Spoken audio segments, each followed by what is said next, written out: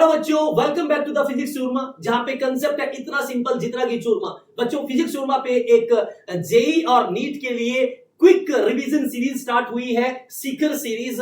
आप यदि इसको कंप्लीट कर लेते हैं, क्योंकि इस सीरीज के अंदर सारे के सारे कंसेप्ट भी हैं और उस कंसेप्ट के साथ के अंदर पीवाईक्यूज भी हैं, तो यदि आप ये कंप्लीट कर लेते हैं तो वो दिन दूर नहीं जिसकी हेल्प से आप गवर्नमेंट मेडिकल कॉलेज या आईआईटी पहुंच जाएंगे। तो बिना टाइम खराब किए हम स्टार्ट करते हैं बच्चों। आज का जो टॉपिक है वो है motion in 1D, motion in 1D या straight line motion in a straight line या मोशन इन 1D। बच्चों, सबसे पहला पॉइंट क्या है?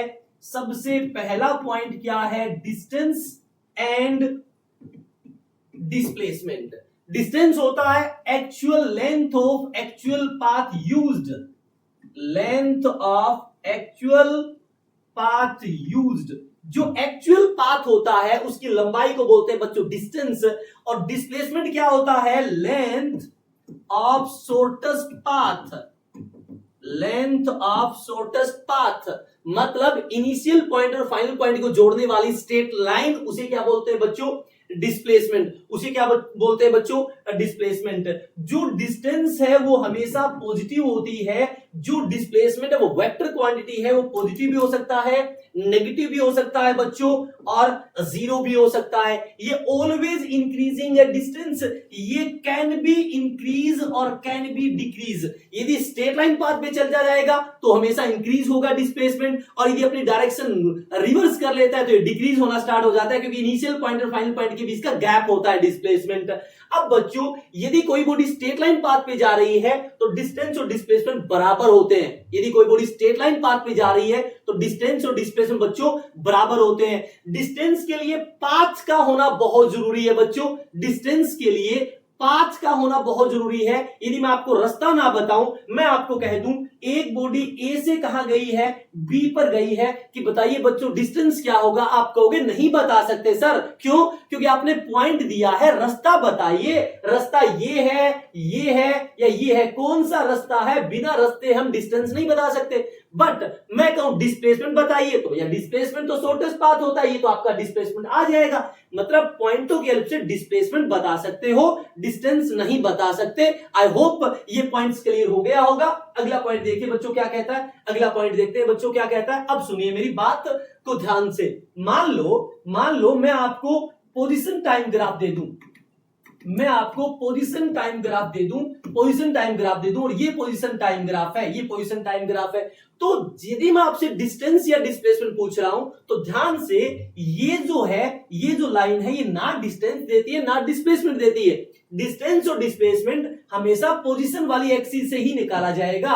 मतलब आप ये देखोगे इनिशियली यहां थी और फाइनली यहां पहुंची है, तो ये यही आपका डिस्टेंस है और यही आपका डिस्प्लेसमेंट है, क्योंकि स्ट्रेट लाइन पाथ पे जा रही है। स्ट्रेट लाइन पाथ पे डिस्टेंस और डिस्प्लेसमेंट क्या होता है? सेम होता है। डिस्टेंस और डिस्प्लेसमेंट क्या होता है बच्चों? सेम होता है। जैसे मैं यही सवाल आपसे बोल दूं कि ये हुआ है, ये है पोजीशन टाइम ग्राफ। ये तो है आपका 20 मीटर और ये है आपका 10 मीटर और ये आपका 5 सेकंड और ये आपका कितना है? 10 सेकंड। मैं आपसे पूछूं बच्चों, बताइए डिस्टेंस, बताइए 10 सेकंड में डिस्टेंस। तो पहले तो देखिए, पहले 5 सेकंड में 0 से कहां गई? 20, तो डिस्टेंस आपका एक तो हो गया 20, 0 से 5 का। फिर 5 से 10 वापस कहां आ गई? 10 पे, तो 10 और चला है, तो टोटल डिस्टेंस कितना होगा बच्चों? 30 मीटर। आपसे मैं पूछूं डिस्प्लेसमेंट बताइए, तो डिस्प्लेसमेंट होता है final position minus initial position. Final position तो अब 10 के ऊपर है, फाइनल पोजीशन तो आपकी 10 पे, इनिशियल आपकी 0 थी, तो डिस्प्लेसमेंट कितना होगा बच्चों? यहाँ पे 10 मीटर। आई होप आपको ये चीज समझ आ गई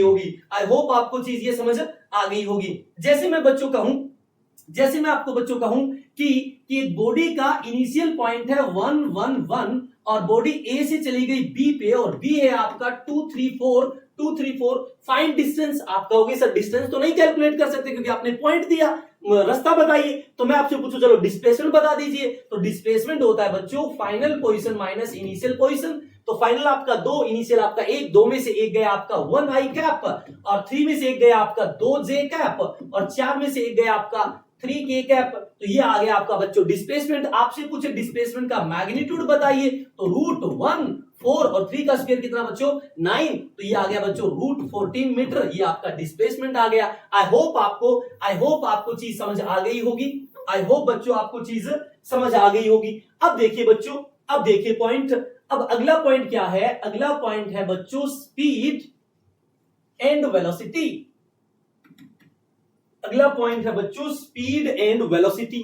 बच्चों स्पीड क्या होता है, स्पीड होता है डिस्टेंस बाय टाइम, मतलब ये डिस्टेंस पे डिपेंड करता है, तो स्केलर क्वांटिटी है। और बच्चों वेलोसिटी जो होता है वो होता है डिस्प्लेसमेंट बाय टाइम, तो ये डिस्प्लेसमेंट पे डिपेंड करता है, तो ये आपकी वेक्टर फिजिकल क्वांटिटी है, दोनों की यूनिट मीटर पर सेकंड होती है। अब बारी आती है स्पीड और वेलोसिटी के टाइप बताइए। ये बच्चों, ये पहला जो टाइप है इंस्टेंटेनियस स्पीड और एवरेज स्पीड, इसी तरह इसका भी दो टाइप है, इंस्टेंटेनियस और एवरेज, इंस्टेंटेनियस और बच्चों एवरेज। अब देखिए बच्चों इंस्टेंटेनियस कब निकालना होता है, जब टाइम के आगे एट या इनिशियल आ जाए, जब टाइम के आगे क्या आ जाए एट या इनिशियल, तो ठीक यहां भी एट या इनिशियल। एट या इनिशियल का मतलब होता है बच्चों, एट या इनिशियल का मतलब होता है बच्चों किसी इंस्टेंट पे, किसी इंस्टेंट के ऊपर इंस्टेंटेनियस, और इंस्टेंटेनियस किसी इंस्टेंट के ऊपर बच्चों होता है डिफरेंशिएशन, तो यानी कि v बराबर होता है dx बाई dt। तो ये भी v बराबर dx बाई dt होता है, क्योंकि किसी इंस्टेंट के ऊपर कोई भी चीज अपनी डायरेक्शन नहीं बदल सकती, तो डायरेक्शन नहीं बदल सकती तो उसके पास सिर्फ स्पीड है, मैग्नीट्यूड है, और वेलोसिटी की मैग्नीट्यूड के बच्चों स्पीड बोलते हैं। वेलोसिटी का मैग्नीट्यूड ही बच्चों स्पीड होता है, जो वेलोसिटी का मैग्नीट्यूड उसी को स्पीड बोला जाता है, तो डायरेक्शन तो बदल नहीं सकती। यानी कि इंस्टेंटेनियस वेलोसिटी और इंस्टेंटेनियस स्पीड बच्चों एक ही बात होती है, एक ही बात होती है। और dx बाई dt का मतलब होता है बच्चों स्लोप। स्लोप किसका स्लोप, xt ग्राफ का, xt ग्राफ का। और स्लोप का मतलब होता है बच्चों tan थीटा, स्लोप का मतलब होता है बच्चों tan थीटा, यानी xt ग्राफ का जो tan थीटा आएगा उसी को आप स्पीड बोलोगे या वेलोसिटी बोलोगे। जैसे v बराबर dx बाई dt है, तो dx बराबर क्या आ जाएगा बच्चों v dt, दोनों तरफ इंटीग्रेशन कर देंगे, तो इंटीग्रेशन करेंगे तो ये आएगा final position minus initial position, और ये आपका v dt। और इंटीग्रेशन का मतलब होता है बच्चों एरिया, किसका एरिया, vt ग्राफ का, यानी कि स्पीड टाइम ग्राफ का जो एरिया है, स्पीड टाइम ग्राफ का बच्चों जो एरिया है, यदि बॉडी स्ट्रेट लाइन पाथ में जा रही है क्योंकि मोशन इन 1D है, तो वो बच्चों आपको डिस्टेंस देगा। स्पीड टाइम ग्राफ का एरिया बच्चों क्या देगा, डिस्टेंस देगा। मान लो बच्चों ये स्पीड टाइम ग्राफ का एरिया है और आपको डिस्टेंस निकालनी है टोटल, तो ऊपर वाला एरिया भी पॉजिटिव लेना है, नीचे वाला भी एरिया पॉजिटिव लेना है, तो आपका आ जाएगा टोटल डिस्टेंस, आपका आ जाएगा बच्चों टोटल डिस्टेंस। आई होप आपको इंस्टेंटेनियस स्पीड और वेलोसिटी के बारे में चीज समझ आ गई होगी। अब बच्चों बारी है एवरेज की। एवरेज बराबर होता है बच्चों total distance by total time, total distance by total time. और यहां पे क्या होगा बच्चों, total displacement by total time. यदि बॉडी स्ट्रेट लाइन पाथ पे जा रही है बिना डायरेक्शन बदले, ना तो डायरेक्शन बदल रही है और ना उसकी मैग्नीट्यूड बदल रही है, तो बच्चों उस केस में एवरेज स्पीड और एवरेज वेलोसिटी का जो मैग्नीट्यूड है वो दोनों बराबर हो जाएंगे, वो दोनों आपस में क्या हो जाएंगे, बराबर। एक बात तो याद रखना, स्पीड वेलोसिटी नहीं हो सकती, क्योंकि स्पीड मैग्नीट्यूड है और वेलोसिटी विद डायरेक्शन है। वेलोसिटी का मतलब है किस स्पीड से किस दिशा में, और स्पीड का मतलब है सिर्फ किस मैग्नीट्यूड से। वहां पर सिर्फ मैग्नीट्यूड चाहिए स्पीड में, वेलोसिटी में दिशा भी चाहिए। तो जो आपका total distance by total time है, टोटल डिस्टेंस आपको पता है, टोटल डिस्टेंस मैंने आपको अभी बताया। टोटल डिस्टेंस निकालने का formula x final minus x initial, यानी इसको आप v dt भी लिख सकते हो डिवाइड में टोटल टाइम। और v dt का मतलब क्या है बच्चों, v dt का मतलब है एरिया ऑफ vt ग्राफ। ऐसा यहां भी करोगे, आपका average is equal to v dt divide में टोटल टाइम। और v dt का मतलब क्या है, area of vt graph divide में क्या बच्चों, टाइम। आई होप आपको ये चीज समझ आ गई होगी। ये आपका स्पीड है और ये आपका वेलोसिटी है, ये आपका वेलोसिटी है। एक बार ये सारी की सारी चीजें आप नोट कर लें। इंस्टेंटेनियस स्लोप होता है और एवरेज के अंदर बच्चों इंटीग्रेशन होता है। सर कब इंटीग्रेशन करना है, जब आपको वेलोसिटी दे दे और वेलोसिटी पूछ ले सर क्या पहचान है एवरेज की, तो याद रखना बच्चों एवरेज के लिए टाइम के आगे इन या बिटवीन मिलेगा। आई होप आपको ये चीज क्लियर हो गई। टाइम के आगे एट है तो इंस्टेंटेनियस, इन या बिटवीन है तो बच्चों एवरेज, इन या बिटवीन है तो बच्चों एवरेज। अगले पॉइंट पे चलते हैं बच्चों, क्या कहता है देखिए, अगले पॉइंट पे चलते हैं बच्चों, क्या कहता है। अब सुनिए मेरी बात, यदि बॉडी स्ट्रेट लाइन पाथ पे जा रही है, यदि बॉडी बच्चों स्ट्रेट लाइन पाथ पे जा रही है, अब सुनो, यदि बॉडी बच्चों स्ट्रेट लाइन पाथ पे जा रही है तो मैं आपको बता चुका हूं डिस्टेंस और डिस्प्लेसमेंट बराबर होते हैं, डिस्टेंस और डिस्प्लेसमेंट बराबर होते हैं तो एवरेज स्पीड और एवरेज वेलोसिटी भी बच्चों क्या होगी, बराबर होगी। अब मैं आपको ये कहना चाह रहा हूं, इफ जैसे मैं आपको कहूं कि पहला जो डिस्टेंस है x, वो इसने कवर किया v1 स्पीड से, और अगला डिस्टेंस x इसने स्पीड कंप्लीट किया v2 स्पीड से। मैं आपसे पूछूं एवरेज स्पीड बताइए, मैं आपसे पूछूं एवरेज स्पीड बताइए।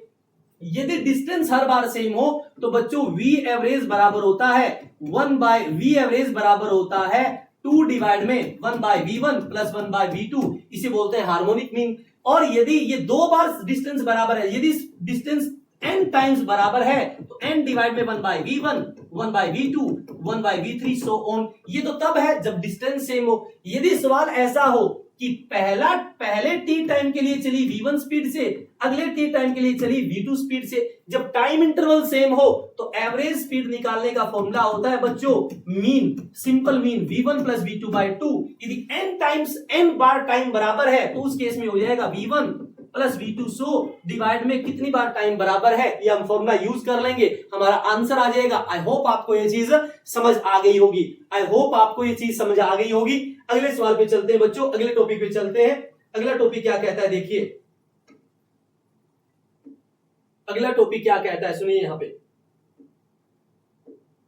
If v is equal to 2 plus 4t square, find acceleration between t1 is equal to 2 and t2 is equal to 4। मतलब एक्सेलरेशन पहले आपको क्या सीखना पड़ेगा बच्चों, एक्सेलरेशन देखिए क्या होता है, एक्सेलरेशन देखिए क्या होता है। एक्सेलरेशन बच्चों वेलोसिटी को बदलने वाला होता है, एक्सेलरेशन बच्चों वेलोसिटी को बदलने वाला होता है। यदि स्पीड v और एक्सेलरेशन इसी की दिशा में है, यदि a v की दिशा में है तो वो एक्सेलरेटेड मोशन होती है, यानी उस केस में वेलोसिटी बढ़ेगी। और यदि v और a अपोजिट डायरेक्शन में होता है तो उसे बोलते हैं रिटार्डेशन, और उस केस में v बच्चों घटेगी। मेरे कहने का मतलब है नेगेटिव एक्सेलरेशन का मतलब रिटार्डेशन नहीं होता, नेगेटिव एक्सेलरेशन का मतलब रिटार्डेशन नहीं होता। रिटार्डेशन का मतलब होता है वो एक्सेलरेशन जो वेलोसिटी के अपोजिट हो, वेलोसिटी के अपोजिट हो। मैं लाइन क्यों बोल रहा हूं, मैं आपको पूछूं बच्चों ये वेलोसिटी है और ये एक्सेलरेशन है, इस साइड को हम चीजें नेगेटिव लेते हैं तो v भी नेगेटिव है और a भी नेगेटिव है, बट ये नेगेटिव एक्सेलरेशन रिटार्डेशन नहीं है, ये एक्सेलरेटेड मोशन ही है क्योंकि वेलोसिटी a की दिशा में है। बच्चों जब एक्सेलरेशन वेलोसिटी की दिशा में अपोजिट होता है उसे टेंजेंशियल एक्सेलरेशन बोलते हैं, और टेंजेंशियल एक्सेलरेशन वेलोसिटी की मैग्नीट्यूड बदलता है, वो कभी डायरेक्शन नहीं बदल सकता। यानी कि ये जो एक्सेलरेशन है वो वेलोसिटी का मैग्नीट्यूड यानी कि स्पीड बदलता है, जो स्पीड बदलता है उसे टेंजेंशियल एक्सेलरेशन बोलते हैं बच्चों। और एक्सेलरेशन के दो टाइप हैं, टेंजेंशियल एक्सेलरेशन के दो टाइप है बच्चों, एक इंस्टेंटेनियस और एक बच्चों एवरेज, एक इंस्टेंटेनियस और एक बच्चों एवरेज। इंस्टेंटेनियस वही जब टाइम के आगे एट या इनिशियल आ जाए, और एवरेज वही जब टाइम के आगे इन या बच्चों बिटवीन आ जाए। तो इंस्टेंटेनियस निकालने के लिए आपको पता है इंस्टेंटेनियस का मतलब क्या होता है, डिफरेंशिएशन। तो बच्चों ए बराबर क्या आएगा, dv by dt, और dv by dt का मतलब होता है slope of vt graph, slope of vt graph. तो यहां से मैं कह सकता हूं dv is equal to a dt, दोनों तरफ करूंगा इंटीग्रेशन, तो टोटल चेंज इन वेलोसिटी बराबर क्या आया, एक्सेलरेशन का इंटीग्रेशन, और ये हो जाएगा बच्चों area of eighty graph, area of eighty graph. I hope आपको ये चीज समझ आ गई होगी। जब टाइम के आगे इन या बिटवीन आए तो उसे बोलते हैं बच्चों एवरेज। तो एवरेज एक्सेलरेशन बराबर क्या होगा, total change in velocity divide में टोटल टाइम, और v final minus v initial मैंने अभी बताया आपको, a का acceleration with respect to time divide में टोटल टाइम। और एक्सेलरेशन का इंटीग्रेशन का मतलब होता है बच्चों, इंटीग्रेशन का मतलब है एरिया, और a का इंटीग्रेशन है टाइम के रिस्पेक्ट में area of eighty graph divide में क्या बच्चों, टाइम। ये सारा आपका ये इंस्टेंटेनियस है, और बच्चों ये आपका क्या है, एवरेज है। ये आपका क्या है बच्चों, एवरेज है। और जो जो स्पीड बदलता है, मैग्नीट्यूड बदलता है वेलोसिटी की, उसे बोलते हैं बच्चों टेंजेंशियल एक्सेलरेशन। ये या तो दिशा में होगा स्पीड के तो ये एक्सेलरेटेड है, और यदि अपोजिट है तो उसे बोलते हैं बच्चों रिटार्डेशन। आई होप आपको ये चीज समझ आ गई होगी। अगला पॉइंट ये रहा बच्चों, v is equal to 2 plus 4t square। Find acceleration between t1 2 and t2 4। ध्यान से देखिए, एक्सेलरेशन क्या टाइम के आगे बिटवीन आया है तो एवरेज एक्सेलरेशन पूछ रहा है, एवरेज एक्सेलरेशन पूछ रहा है। तो आपको पता है एवरेज एक्सेलरेशन बराबर होता है v final minus v initial divide में t final minus t initial. तो t फाइनल आपका कितना है 4 सेकंड, तो इसकी जगह 4 पुट कर दो। इनिशियल आपका कितना है 2 सेकंड, 2 पुट कर दो। v फाइनल कब होगा, जब टाइम फाइनल होगा। तो v में टाइम की फाइनल वैल्यू पुट करोगे, और टाइम की फाइनल वैल्यू कितनी है 4, 4 का स्क्वायर 16, 16 गुना 4 64, और 2 कितना बच्चों 66 माइनस v इनिशियल कब होगा, जब टाइम आपका इनिशियल 2 होगा। 2 का स्क्वायर 4, 4 गुना 4 16, और 2 कितना बच्चों 18। तो ये आया 66 माइनस 18 डिवाइड में 2। तो इसको आप घटाओगे, 16 में से 8 गया 8, 8, और यहां पे 5 में से गया 4 डिवाइड में 2। तो बच्चों आंसर कितना आया 24 मीटर पर सेकंड स्क्वायर, 24 मीटर पर सेकंड स्क्वायर। आई होप आपको ये चीज समझ आ गई होगी। अगला सवाल देखते हैं बच्चों क्या कहता है। ये भी पीवाईक्यू है, ये भी जेईई मेंस में आया हुआ सवाल है। A particle move along X axis, velocity of particle is function of x is equal to, ये दे रखा है बच्चों v square is equal to 12x minus 3x cube, 12x minus 3x cube. ठीक है, find velocity at instant when acceleration is 1.5। बच्चों हमें पता है a बराबर होता है dv बाय dt, a बराबर होता है dv बाई dt। यदि मैं इसको dx से मल्टीप्लाई कर दूं, dx से डिवाइड कर दूं, तो dx बाई dt क्या हो जाएगा स्पीड। तो a बराबर आ गया v into dv by dx। ये इंस्टेंटेनियस एक्सेलरेशन का ही फॉर्मूला है। यदि x वेलोसिटी आपकी x पोजीशन की फॉर्म में दे रखा है तो a निकालने का फॉर्मूला होता है v into dv by dx।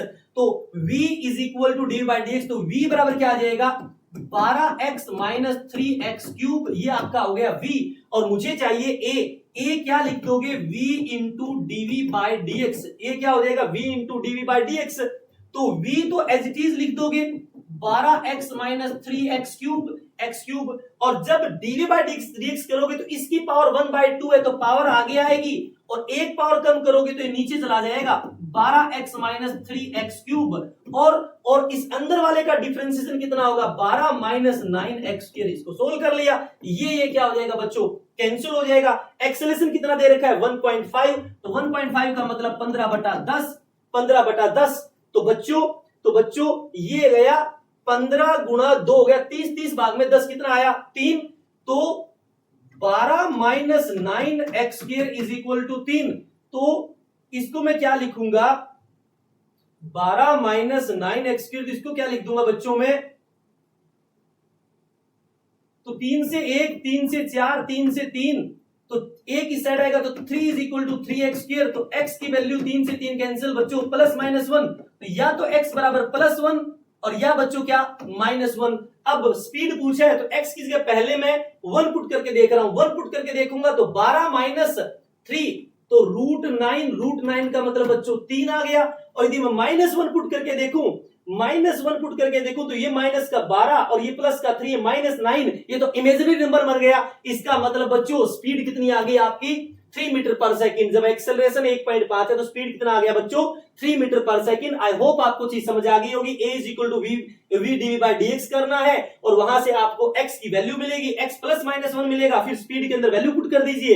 एक में आ रहा है आपका 3 और एक में आएगा इमेजिनरी नंबर, तो वो पॉसिबल है नहीं। इसका मतलब x बराबर कितना आया बच्चों, x बराबर कितना आया बच्चों 3। अगला सवाल देखते हैं बच्चों क्या कहता है। A particle is starting from rest, it's acceleration at instant is, a बराबर दे रखा है बच्चों 10 डिवाइड में v प्लस 1, 10 डिवाइड में v plus 1, where v is instantaneous velocity, the distance travel when velocity of particle is 15 meter,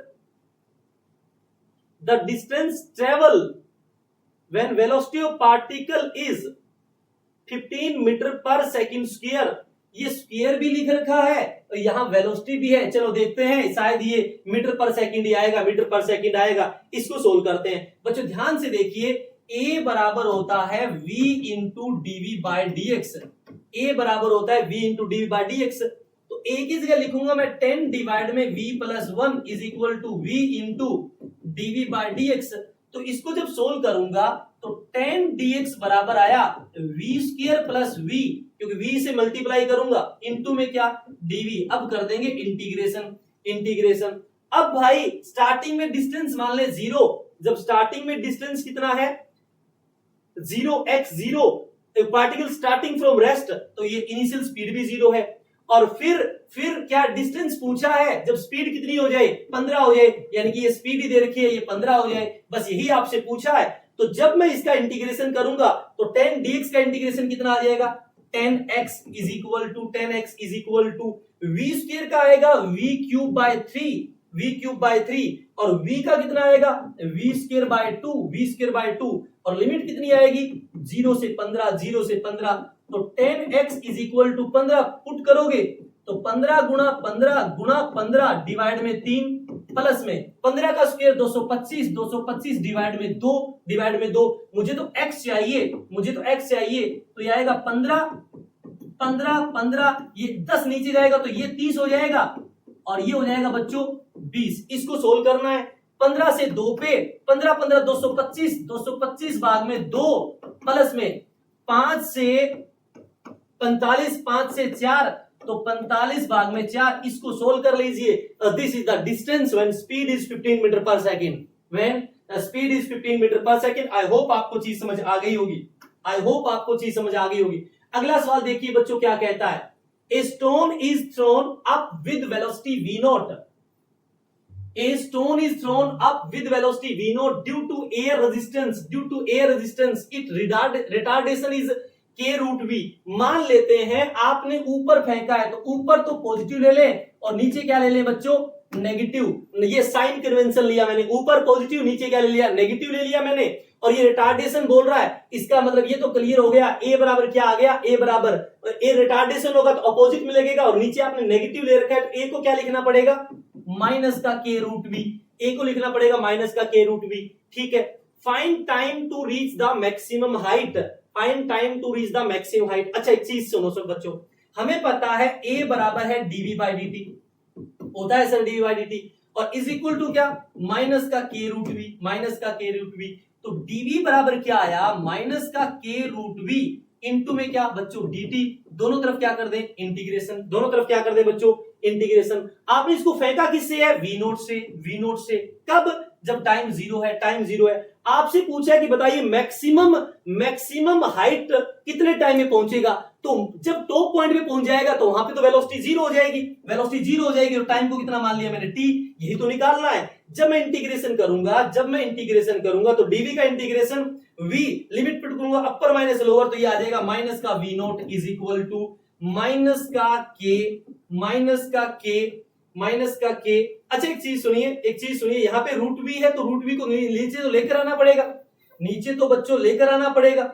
इसका मतलब क्या है, मैं इसको ऐसा लिख सकता हूं 0 v नोट से 0 dv डिवाइड में root v is equal to minus का k dt 0 से t।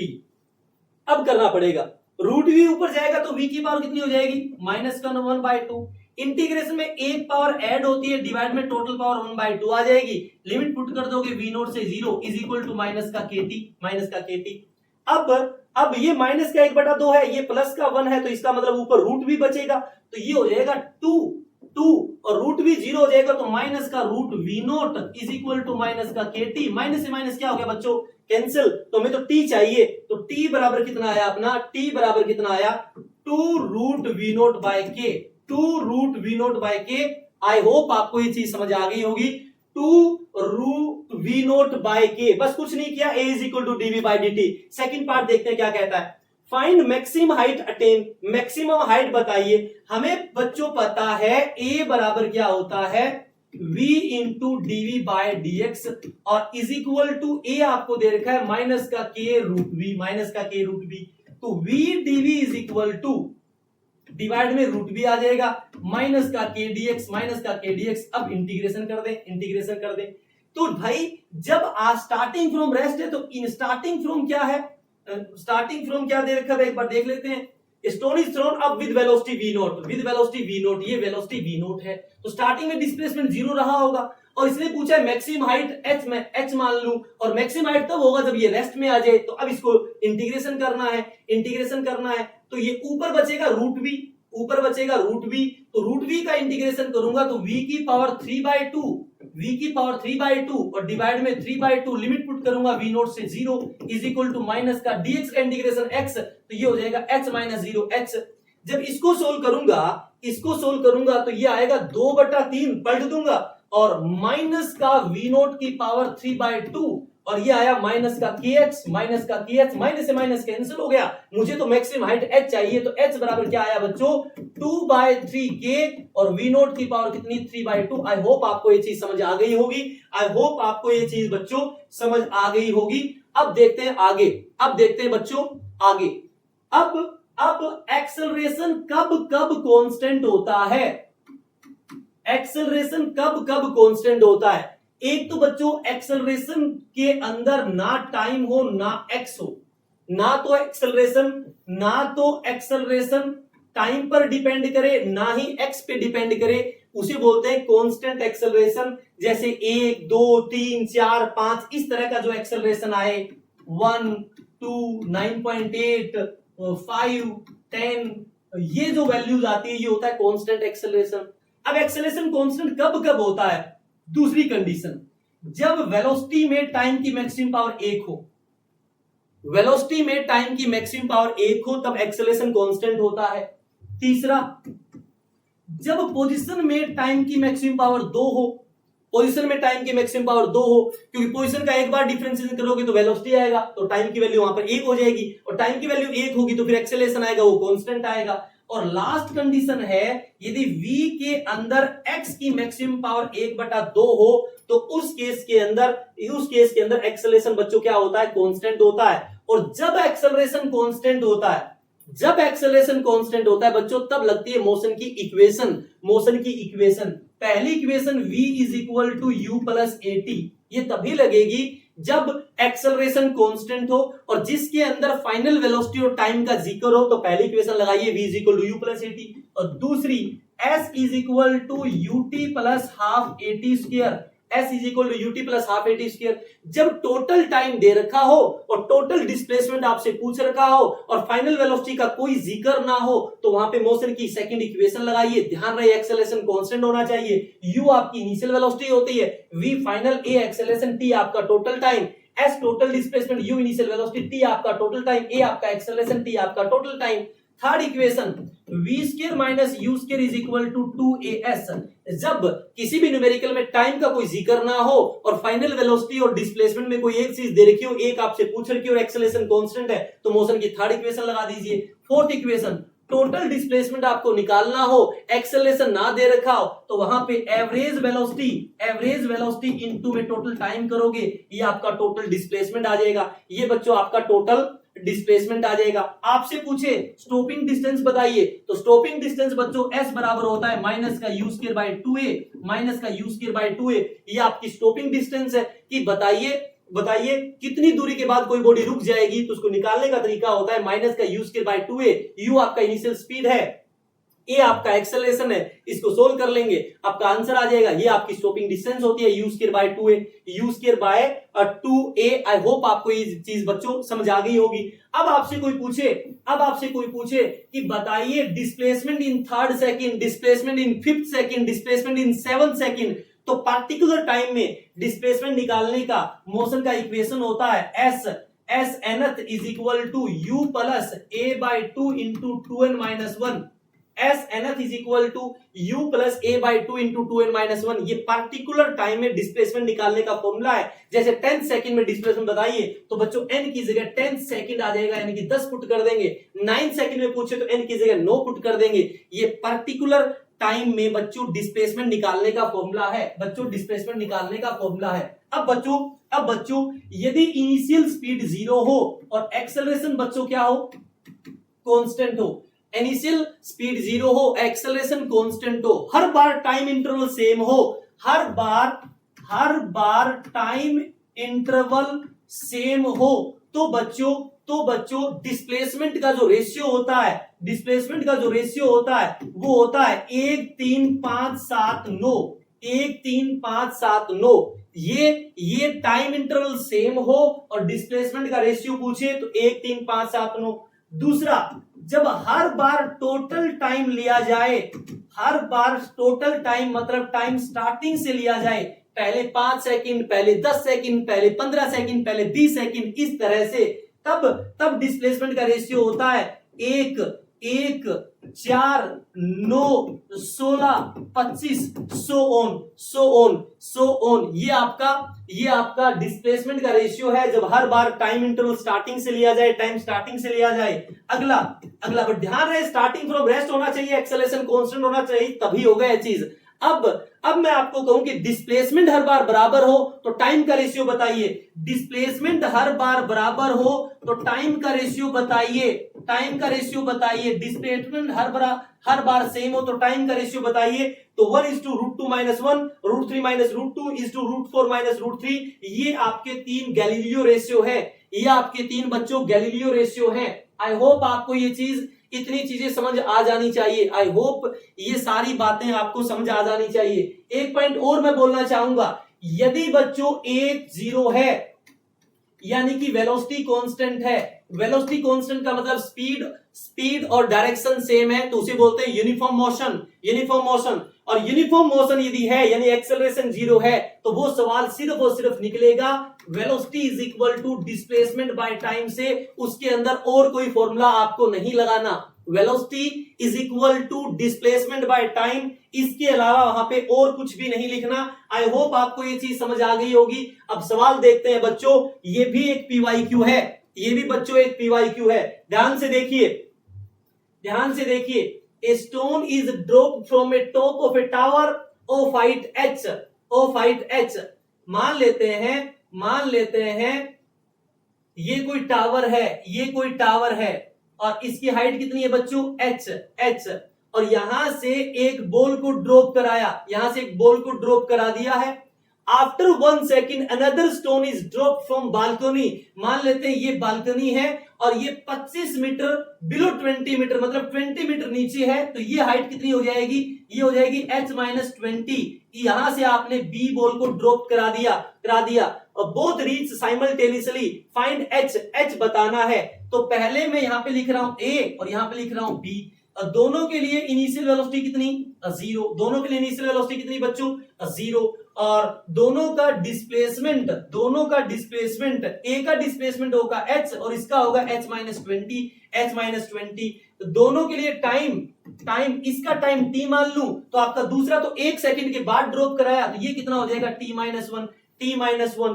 Another stone is dropped from balcony from below the both reach simultaneously. Drop कराया तो अंडर ग्रेविटी होगा, तो एक्सेलरेशन दोनों में क्या होगा, एक्सेलरेशन दोनों में ग्रेविटी यानी कि 10 होगा, ग्रेविटी यानी कि 10 होगा। अब चीजें जहां आ रही है नीचे, तो नीचे मैंने क्या ले लिया, पॉजिटिव। जब नीचे कोई चीज आ रही है, ऊपर कोई चीज है ही नहीं, तो मैंने सारी की सारी चीज नीचे जा रही है, तो नीचे को क्या बोल दिया, पॉजिटिव। साइन कन्वेंशन हम डिसाइड करेंगे, ध्यान रखना। अब आप सवाल पूछ रहे हो सर नीचे आपने पॉजिटिव क्यों ले लिया, अरे भाई हम डिसाइड करते हैं, नीचे पॉजिटिव ले लिया तो ऊपर नेगेटिव लेना पड़ेगा। अब बॉडी ऊपर जा ही नहीं रही, ऊपर कोई चीज है ही नहीं, तो मैं ऊपर पॉजिटिव क्यों लूं, पॉजिटिव मैं नीचे ले लिया, तो मैंने नीचे की तरफ सारी चीज क्या ले ली, पॉजिटिव। अब मैं ए के लिए इक्वेशन लिख रहा हूं, ए के लिए तो s is equal to ut plus half at square हो रहा है, तो ए के लिए मैं लिखूंगा h is equal to half u तो आपका 0 a इंटू टी स्क्वायर, ये आ गई ए की इक्वेशन।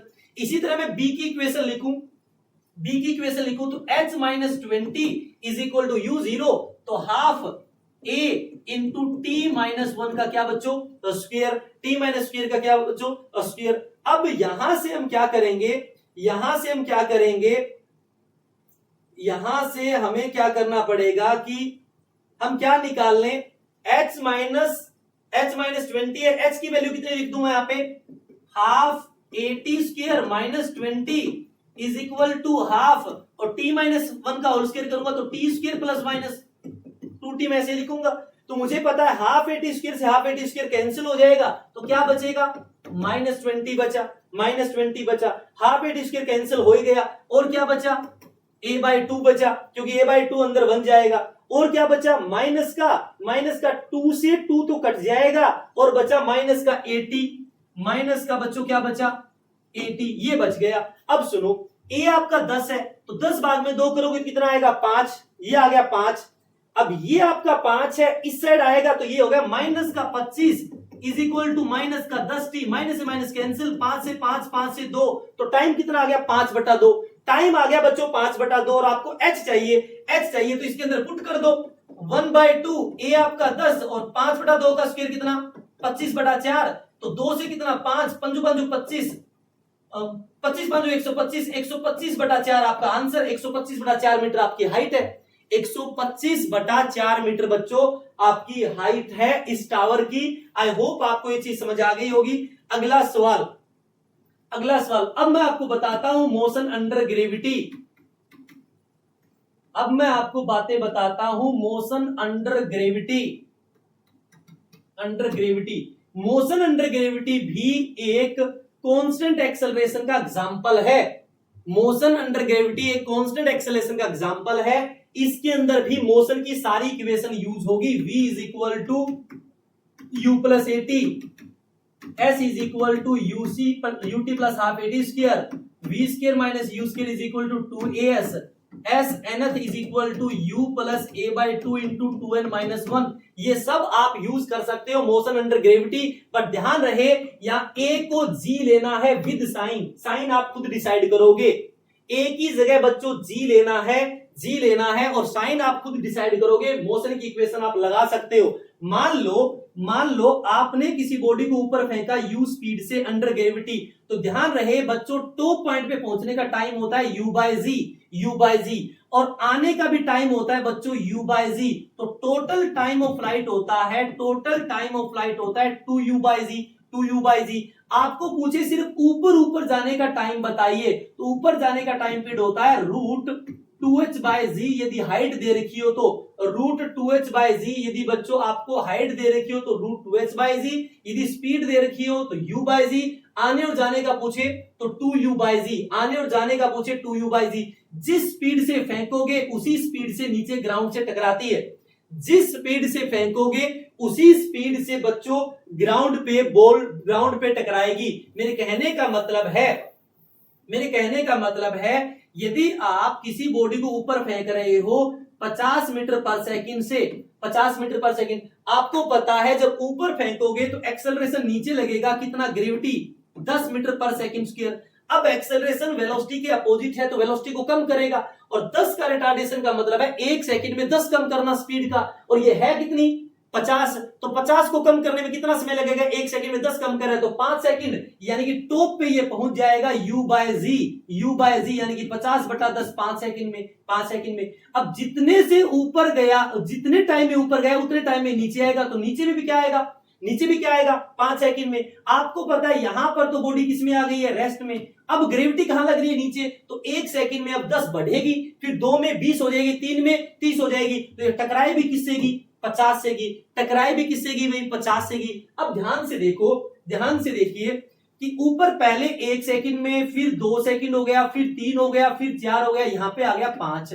फिर अगले सेकंड में नीचे आएगा, ये हो गया 6, ये हो गया 7, ये हो गया 8, ये हो गया 9 और ये कितना हो गया बच्चों 10 सेकंड। अब सुनो बच्चों, अब सुनिए, यहां पर पहले 1 सेकंड में वेलोसिटी कितनी होगी 40, तो यहां आते टाइम भी यहां कितनी होगी 40, फिर ये कितनी वेलोसिटी हुई 30, तो ये भी कितनी होगी 30, ये कितनी हुई 20, तो ये भी कितनी होगी 20, ये कितनी हुई 10, तो ये भी कितनी हुई 10, तो यहां पे टॉप पे कितनी है 0। आने और जाने का पाथ बच्चों सिमेट्रिक होता है, आने और जाने का पाथ बच्चों सिमेट्रिक होता है। और ध्यान से देखिए बॉडी सेम हाइट पे 2 बार होती है, एक बार तो 1 सेकंड पे और एक बार 9 सेकंड पे। 9 सेकंड में दोनों का हाइट ये सेम है, एक बार 2 सेकंड पे, एक बार 8 सेकंड पे, एक बार 3 सेकंड पे, एक बार 7 सेकंड पे, एक बार 4 सेकंड पे, एक बार 6 सेकंड पे। और इन दोनों टाइम का जोड़ जहां पर बॉडी सेम हाइट पर होती है, उन दोनों टाइम का जोड़ टाइम ऑफ फ्लाइट के बराबर होता है। उन दोनों टाइम का जोड़ जहां पर बॉडी सेम हाइट पर होती है, उन दोनों टाइम का जोड़ टाइम ऑफ फ्लाइट के बराबर होता है बच्चों, टाइम ऑफ फ्लाइट के बराबर होता है। अच्छा एक चीज और, पहले एक सेकंड में आते टाइम बच्चों बॉडी चलती है 5 मीटर। सर कैसे पता लगा? क्योंकि ऊपर जाके टॉप पर रेस्ट में आ गई तो वेलोसिटी 0, हाफ, ए कितना 10 और 1 सेकंड में 1 तो कितना आया ये 5। तो 1 सेकंड में 5 तो स्टार्टिंग फ्रॉम रेस्ट है, एक्सेलरेशन कांस्टेंट है, तो अगले 1 सेकंड में क्या होगा? जब टाइम इंटरवल सेम हो तो रेशियो होता है 1 3 5 का, तो अगले में होगा 15, फिर होगा 25, फिर होगा 35, फिर क्या होगा 45 होगा।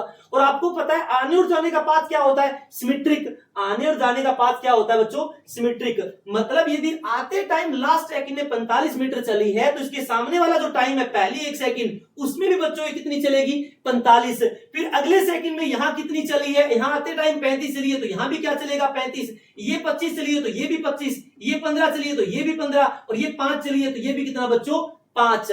आने और जाने का पाथ बच्चों बिल्कुल सिमेट्रिक होता है। आई होप आपको ये चीज समझ आ गई होगी। ये चीज बच्चों आपको समझ आ गई होगी। अगला पॉइंट देखिए बच्चों, find time in which ball hit the ground. Find time in which ball hit the ground. एक 25 मीटर के टावर से एक बॉडी को 20 मीटर पर सेकंड से बच्चों आपने ऊपर फेंका है। Time in which ball hit the ground, ये अंडर ग्रेविटी है तो आपको पता है ये बॉडी ऊपर जाकर नीचे आएगी तो इनिशियल पॉइंट और फाइनल पॉइंट के बीच में गैप कितना है? 25 मीटर का। और बॉडी नीचे आ रही है तो आपका डिस्प्लेसमेंट कितना हो गया? माइनस का 25। एक्सेलरेशन कितना हो गया? माइनस का 10। और इनिशियल वेलोसिटी कितनी होगी बच्चों? प्लस की 20। आपसे टाइम पूछा है तो एस बराबर होता है UT plus half a t square. S आपका माइनस का 25, यू आपका 20, टी माइनस का हाफ, ए आपका 10 और इंटू में टी स्क्वायर। 2 से गया 5 और 5 से गया 4, 5 से 5 तो माइनस 5 4t और माइनस का टी स्क्वायर। इसको सोल्व करेंगे तो t square minus 4t minus 5 is equal to 0। तो t square minus 5t plus का t माइनस का 5 इज इक्वल टू 0। तो t माइनस 5 और t plus 1 is equal to 0। तो t की वैल्यू 5 और t की वैल्यू कितनी आई? माइनस 1। नेगेटिव टाइम हो नहीं सकता तो टोटल टाइम कितना लगा होगा? 5 सेकंड। आई होप आपको ये चीज समझ आ गई होगी। अगला पॉइंट है बच्चों ग्राफिकल रिप्रेजेंटेशन। Graphical representation. सबसे पहले एक्सटी ग्राफ। यदि पोजीशन कांस्टेंट है, पोजीशन नहीं बदल रही है तो बॉडी रेस्ट में है। पोजीशन नहीं बदल रही है तो बॉडी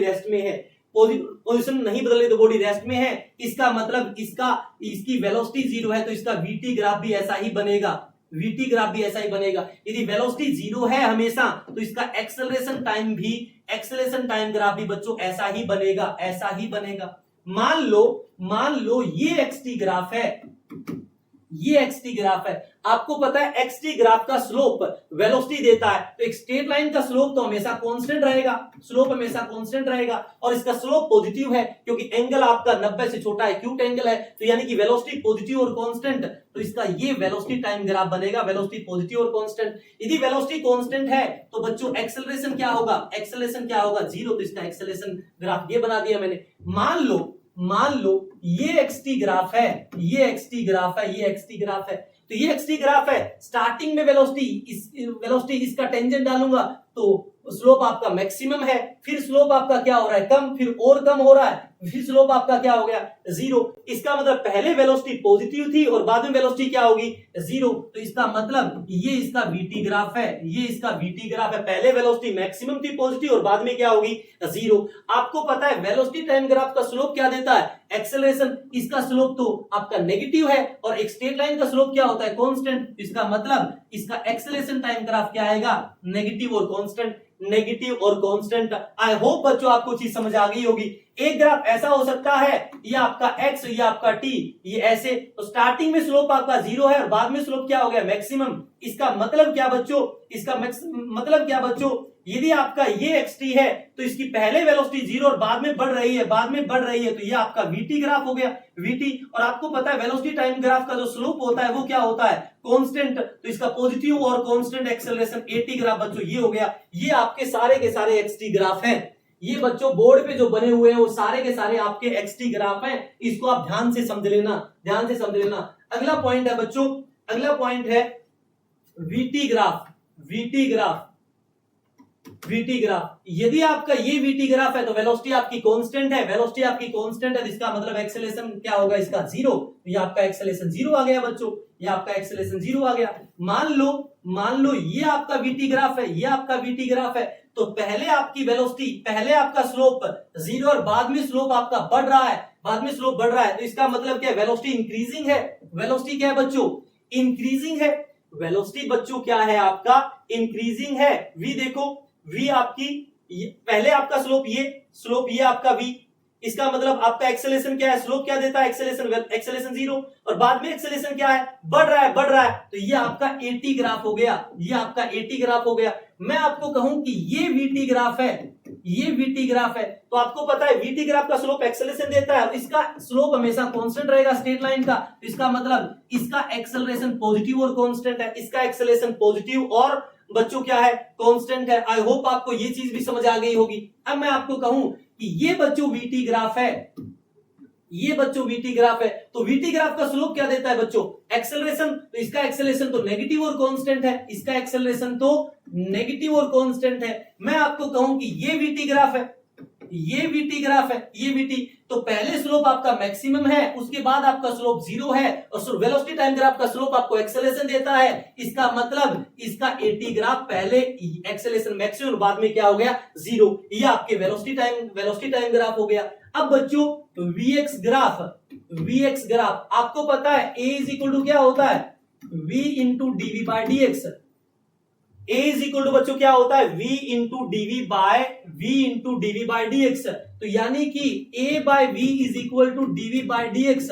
डीवी बाय डीएक्स क्या है, slope of v x graph, slope of v x graph बराबर क्या आएगा बच्चों, एक्सेलरेशन और वेलोसिटी का रेशियो, एक्सेलरेशन और वेलोसिटी का बच्चों क्या रेशियो। आई होप आपको ये चीज समझ आ गई होगी, आई होप आपको ये चीज समझ आ गई होगी बच्चों। एक चीज और, वेलोसिटी टाइम ग्राफ